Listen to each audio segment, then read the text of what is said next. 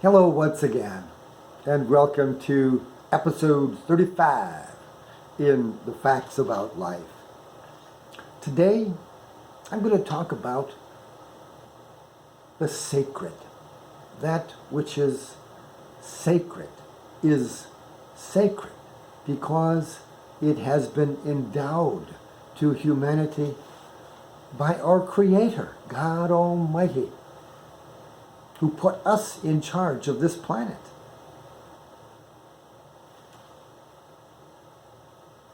I want to talk about the sacredness of property and liberty and how intertwined they are. And I would like to touch upon the kind of utopia, frankly, that the conservative mind envisions for America.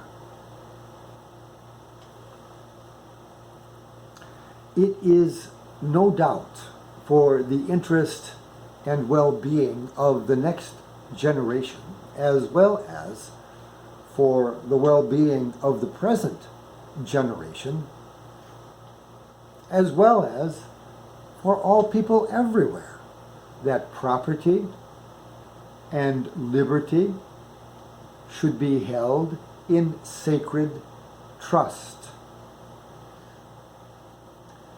The progressive socialist liberal do not hold property and liberty sacred. They believe that all of everything belongs to the all of everybody.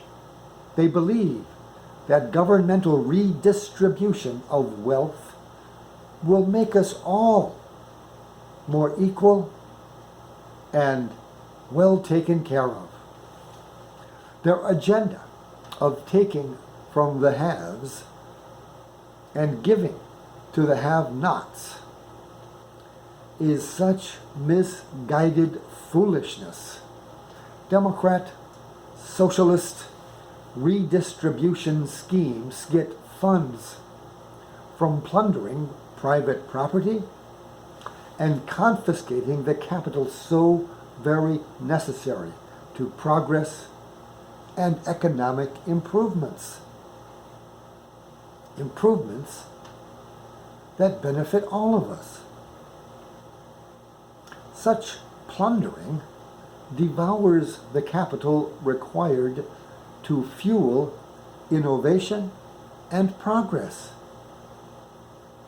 The people always suffer when a government creates laws and imposes regulations based on socialism's idiotic ideas about wealth and property and poverty and human nature.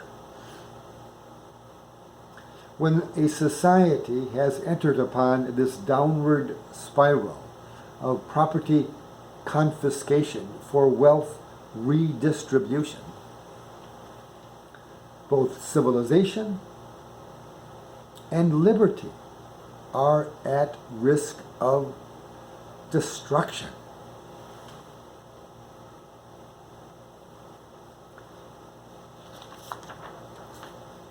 Conservatives and upholders of our wisdom traditions are appalled at this way of thinking. A conservative's idea about a more wonderful and prosperous America are so very different. Conservatives truly find pleasure in the exercises of reason and intellectual analysis. We find joy and blissful feelings when contemplating our Creator, the giver of our sacred rights, and contemplating all of creation. It is so majestic. We feel awe and reverence and piety. We develop a healthy respect for God's authority. And we come to respect all legitimate authority, because legitimate authority comes to us from the grand and great design of our Creator, our perfect Creator. We seek redress of real wrongs by peaceful and legitimate means. We believe in moral progress. We believe that self-reliant individualism is the pathway to happiness and success. We recognize that encouraging people to commit to their own individual improvement through character development is extremely important to the health and future of any society. We believe in individual freedom and the sacred right to own property, the fruit of our labor. We hold dear the right to defend ourselves. We applaud gentility in social relations and try to practice good manners. We value the common courtesies of life. We believe that any society, if it would be civilized, must value moral discipline and honor the requirements of moral discipline.